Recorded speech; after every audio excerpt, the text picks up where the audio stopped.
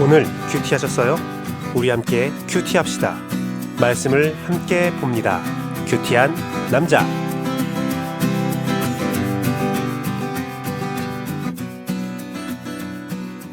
모든 예수님, 예수 그리스도의 은혜와 평강이 있을지어다. 성삼일체 하나님께 영광과 찬양과 경배를 올려드립니다. 오직 예수님만 전합니다.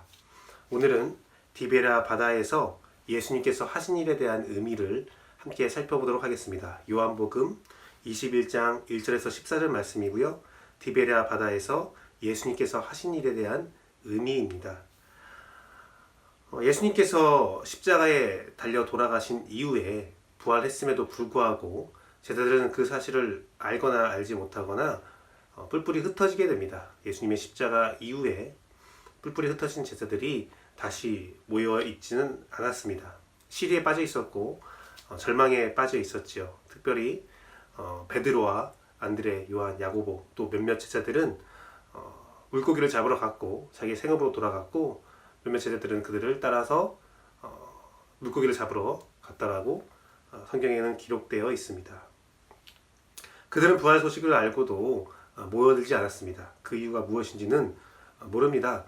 시리에 빠져서 그럴 수도 있고 그 부활 사실을 믿지 못해서 그럴 수도 있고 부활을 보았지만 자신들이 한 일이 있잖아요. 예수님께서 돌아가실 때에 예수님을 배반했던 제자들은 더 이상 모이기에 염치가 없었을 수도 있고 여러 가지 이유로 예수님이 부활 이후에도 제자들은 모여있지 않았습니다. 그런 제자들에게 예수님께서 만나주는 장면이 바로 디베라 바다에서 일어난 일이지요. 예수님께서는 제자들을 만나서 어떤 일들을 행하시고 또 어떤 말들을 하시는지를 우리가 돌아보기를 원합니다. 이를 통해서 시리에 빠진 우리가 어떻게 이 땅에서 살아갈 수 있는가, 시리에 빠진 우리에게 예수님께서 어떻게 행하시는가를 살펴볼 수 있는 것이죠. 오늘 디베라 바다에서 예수님께서 하신 일에 대한 의미를 살펴보면서 여러분들도 예수님께서 어떻게 만나주시고 여러분들에게 예수님께서 어떻게 위로하신지를 잘 살펴보기를 원합니다. 시리에 빠진 당신에게 또 나에게 시리에 빠진 우리에게 예수님은 이렇게 행동하시고 이렇게 말씀하십니다. 디베라 바다에서 예수님께서 하신 일의 의미, 그 첫 번째는 자기를 나타내심입니다. 1절 말씀 보면 그 후에 예수께서 디베라 호수에서 또 제자들에게 자기를 나타내셨으니 라는 말이 있습니다. 자기를 나타내셨으니 요한은 이 사건에 대해서 예수님이 자기를 나타낸 사건이다 라고 기록하고 있습니다. 나타내다는 계시하다라는 뜻입니다. 계시. 단순히 그냥 내 얼굴 봐 라는 것이 아니라 계시하고 있는 거예요. 계시는 무엇입니까? 감추어진 비밀을 알려주는 겁니다. 예수님의 감추어진 사실, 예수님의 그 사실을 보여주고 있는 거죠. 예수님 자신을 보여주고 있습니다. 또 알리다라는 의미가 있습니다. 자신을 알리는 거죠. 보여주는 거죠. 이것은 무엇이냐? 제자들을 만나주시는 겁니다. 예수님께서 제자들을 친히 만나주셔서 자신을 알려주시고 자신을 계시하시고 자신을 보여주는 장면이지요. 디베라 바다에서 예수님께서 하신 일의 의미, 바로 자신을 알려주시다, 제자들을 만나주시다 라는 겁니다.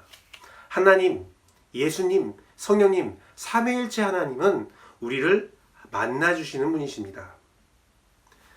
구약 말씀에 엘리야라는 인물이 있습니다. 엘리야라는 인물이 엄청 위대한, 너무나도 위대한 일들을 했죠. 우상들을 섬기는 자들을 다 300대 1로 싸워서 그들을 진멸했던 기록이 있습니다. 하지만 그럴 때에 도취되고 승리를 완전히 가져온 것이 아니라 그 이후에 이사벨이 엘리야를 죽이려 합니다. 그래서 그는 도망치다가 광야의 땅에서 로뎀나무 밑에서 이렇게 다 쪼그려서 그 이사벨의 공격에 숨게 됩니다. 로뎀나무가 굉장히 큰 나무로 생각하시는 분이 있는데 아닙니다. 광야의 아주 작은 나무고 거기서는 피할 수가 없어요. 로뎀나무에 누워있다는 것을 아더 핑크는 죽으려고 했다. 그냥 시리에 빠져서 모든 것을 포기한 상태였다라고 말씀을 했습니다. 그냥 쉰 것이 아니라 이제 정말 절망에 빠져서 차라리 저를 죽여주십시오. 나 이제 더 이상 못 살겠습니다. 하나님 저를 데려가십시오 라고 절망 가운데 있는 시리에 빠져 있는 엘리야의 모습입니다. 그런 엘리야에게 하나님은 어떻게 하셨습니까? 그를 만나 주셨죠. 그를 만나 주시고 자신을 보이셨죠. 자신이 어떠한 존재인지 보이셨죠. 그에게 빵도 먹이고 물도 먹이고, 끝내는 하나님 자신을 현명하십니다. 계시하십니다. 불 속에도 있지 않고 강한 바람에도 있지 않고 부드러운 음성을 들려주십니다. 그리고 하나님이 어떠한 계획을 세우고 있는지, 하나님께서 어떻게 역사하시는지를 다 숨김없이 엘리야에게 보여주시지요. 예수님은 또 어떻습니까? 마태복음 9장 12절 14절 말씀을 보면 나는 의인을 찾으러 온 것이 아니라 죄인을 찾으러 왔다. 건강한 자가 아니라 병든 자를 찾으러 왔다. 라고 하시면서 찾아오셨다. 시리에 빠져있는 자들, 절망에 빠져있는 자들을 위로하기 위하여, 치료하기 위하여 내가 찾아왔다라고 예수님은 말씀하십니다. 또한 예수님은 요한복음 14장 17절 말씀을 통해서 성령께서 우리와 늘 함께 하신다. 내가 가면 성령님이 오셔서 너희를 고와 같이 내버려 두지 않을 거야 라고 말씀하십니다.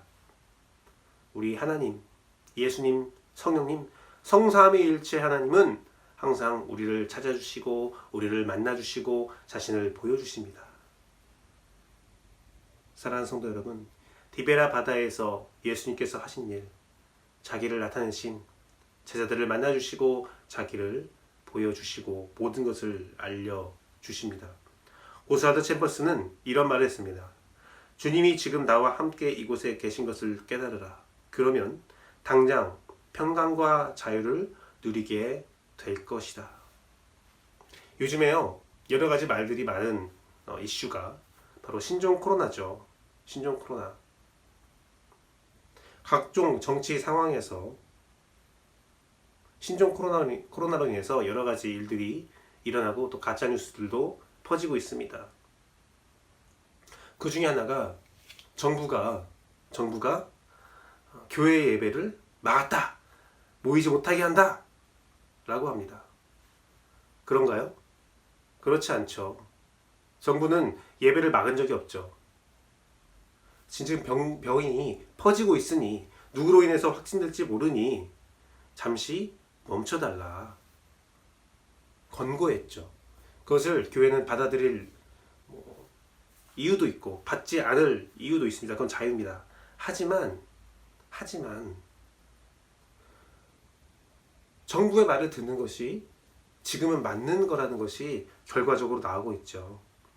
보수 기독교가 각종 모든 문제에서 실패하고 있습니다. 욕을 먹고 있습니다. 근데 보수 기독교만 욕먹나요? 아니죠. 예수님이 욕먹죠. 보수 기독교 인사들, 몇몇 기독교 인사들, 목사님들이 선거는 무슨 너무 안타까운 말들을 하죠. 이번 선거가 자유주의와 공산주의의 대결이라고요? 뭐 말도 안 되는 소리를 합니까? 그런 말 또 믿습니다. 여러분, 가짜뉴스가요, 가장 많이 퍼지고 가장 많이 생산하는 곳이 어디라면 교회래요. 예수님을 드러내고 예수님을 보여줘야 할 교회가 가짜뉴스를 보이면서 인간의 사욕, 인간의 정치에 이용당합니다. 이것은 예수님께서 우리에게 할 일이 아니에요. 예수님은요, 시리에 빠진 제자들에게, 어떤 이유든 시리에 빠져서 예수님 앞에 나오지 못한 제자들에게 찾아가서 예수님 자신을 보였습니다. 예수님을 보이셨어요. 지금 국민들, 신종 코로나로 인해서 시리에 빠져 있습니다. 절망에 빠져 있습니다. 그들에게 뭘 보여줘야 됩니까? 가짜 뉴스를 보여줘야 됩니까?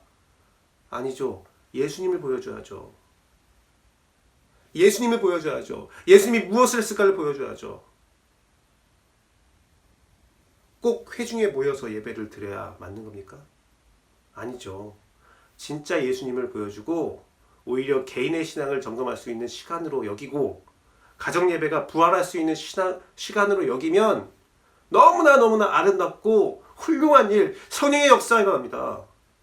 교회에 모여야만 예수님께서, 하나님께서, 성령님께서 역사하십니까? 아닙니다. 교회에서, 그 교회 예배당에서 역사하는 것이 아니라 개인의 삶에서 역사할 수 있도록 신앙의 패러다임을 바꿔야 됩니다. 개개인의 삶 속에서 하나님을 느끼고 하나님을 만나고 성령님의 충만함으로 그 직장에서, 그 가정에서, 그 거리에서 살아갈 수 있도록, 그러므로 시리에 빠진 국민들에게 이 기독교가 예수님을 보여줄 수 있는 그러한 강력한 역사로 사용해야 되는데, 그렇게 역사하고 그렇게 사역해야 되는데 그러지 못하고 있습니다. 이 신종 코로나로 인해서 신천지를 없앨 수 있는 기회가 있었습니다.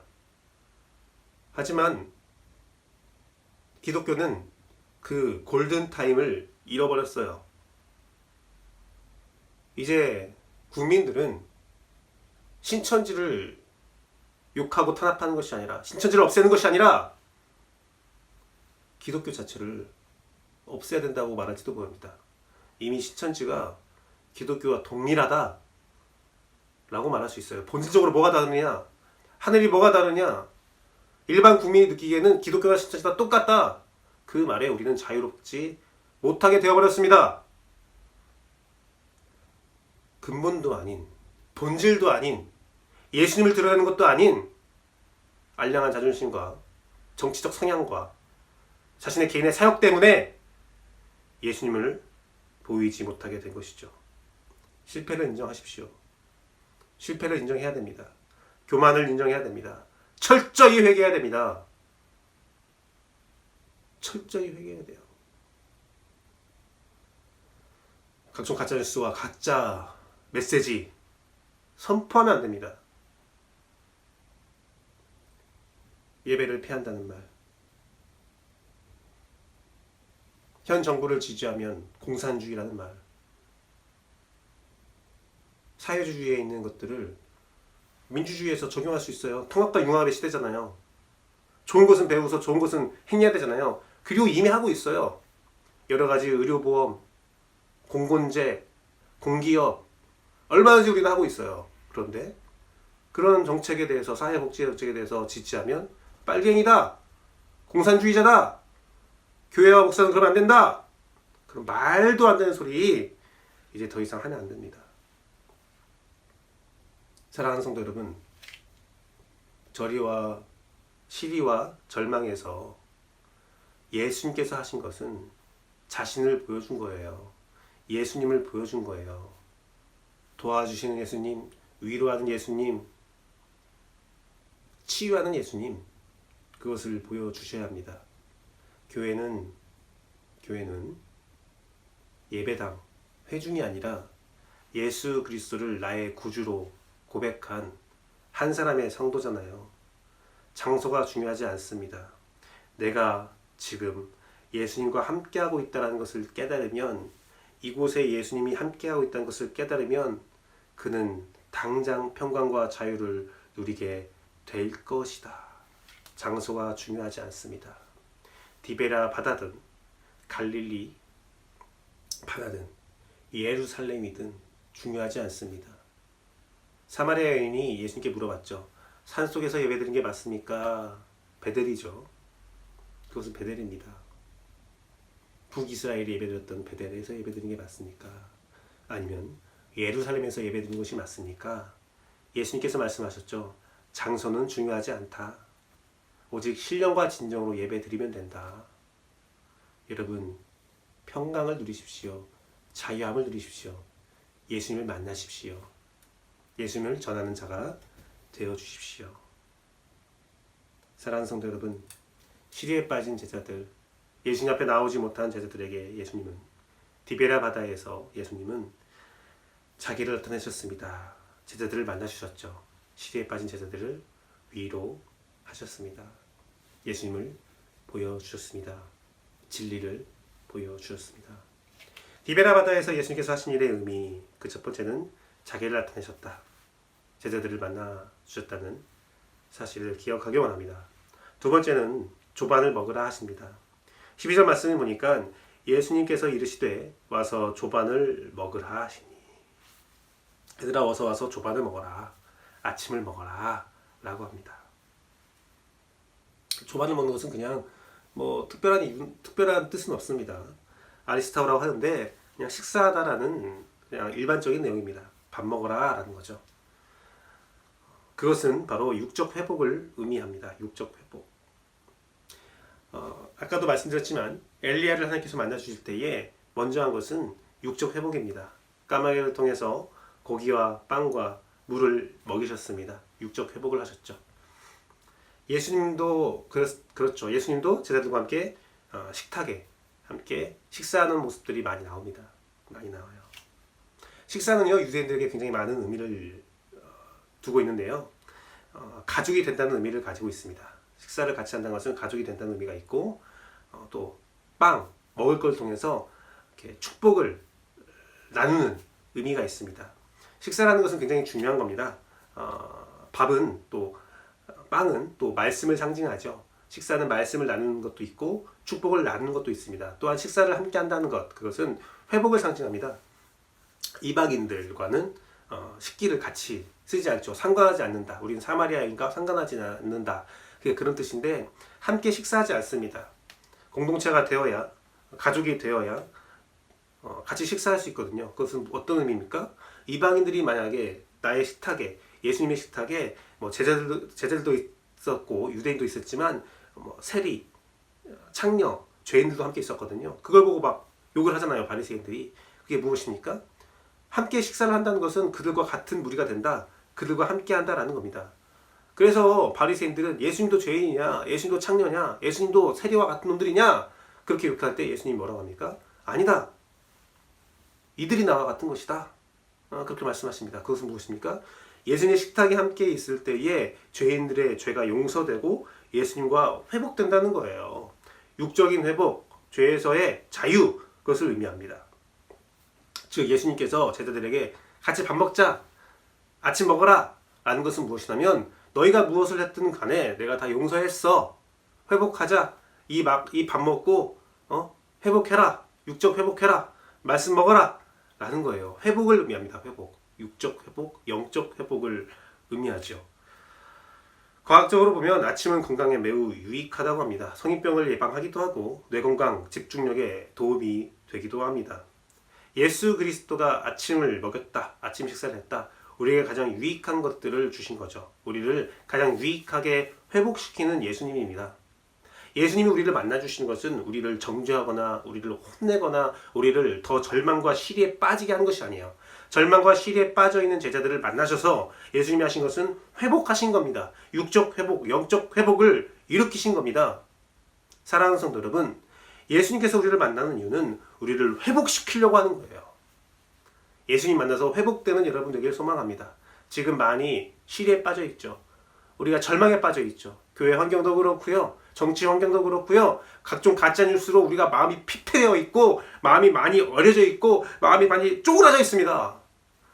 이때 예수님 만나셔야 돼요. 예수님 만나셔야 돼요. 예수님 만나서 이러한 환경에서 위로 받아야 됩니다. 회복되어야 합니다. 디베라 바다에서 예수님께서 하신 일의 의미, 자기를 나타내셔서 제자들을 만나주시고 또한 조반을 먹으라 하십니다. 육적인 영적인 회복을 시켜주시는 거죠.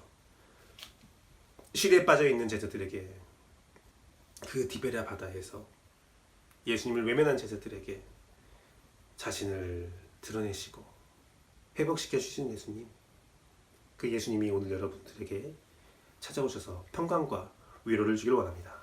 마지막으로 디베랴 바다에서 예수님께서 하신 일의 의미는 배의 오른편에 던지면 잡으리라 하신다고 말씀을 하십니다. 예수님은 제자들을 만나주시고 그들을 육적으로 영적으로 회복시켜 주시고 또한 오른편에 그물을 던지라고 말씀하십니다. 6절 말씀 보니까 물을 배 오른편에 던지라 그리하면 잡으리라 하시니 라고 되어 있어요. 오른편에 던지래요. 오른편. 계속 왼편에 던졌을까요? 제자들이? 제자들은 왼편에도 던지고 오른편에도 던졌을 것입니다. 그렇죠? 무조건 왼편으로 던질 리는 없죠. 우리는 그물은 이쪽에 던지기도 하고 저쪽에 던지기도 하잖아요. 그런데 이번에 오른편에 던지라고 하십니다. 그러면 오른편에 던지면 잡으리라 하셨는데 잡으리라는 것은 찾다라는 의미가 있습니다. 찾다. 물고기를 찾을 거야. 물고기를 발견할 거야 라는 의미가 있습니다. 그런데 이것을 잘 생각해 봐야 됩니다. 왜 오른편이라고 했고 잡을 거라 말씀하셨을까? 예수님께서 제자들을 부르실 때 뭐라고 했어요? 내가 너희를 사람을 낚는 어부가 되게 할 것이다 라는 겁니다. 또한 성서의 좌편과 우편은 뭘 의미합니까? 바른 곳과 그른 곳을 의미하죠. 바로 바른 곳에 그물을 던져라 라는 겁니다. 바른 곳에 그물을 던져라. 너희들은 사람을 낚는 어부인데 왜 엉뚱한 곳을 하고 있냐? 엉뚱한 일을 하고 있느냐? 엉뚱한 곳에서 길을 찾고 있느냐? 바른 곳에 너의 일을 해라. 바른 곳에 있어라. 바른 곳에 그물을 던져라. 그러면 찾게 될 것이다. 사람을 낚게 될 것이다. 즉 사명을 회복시켜 주신 겁니다.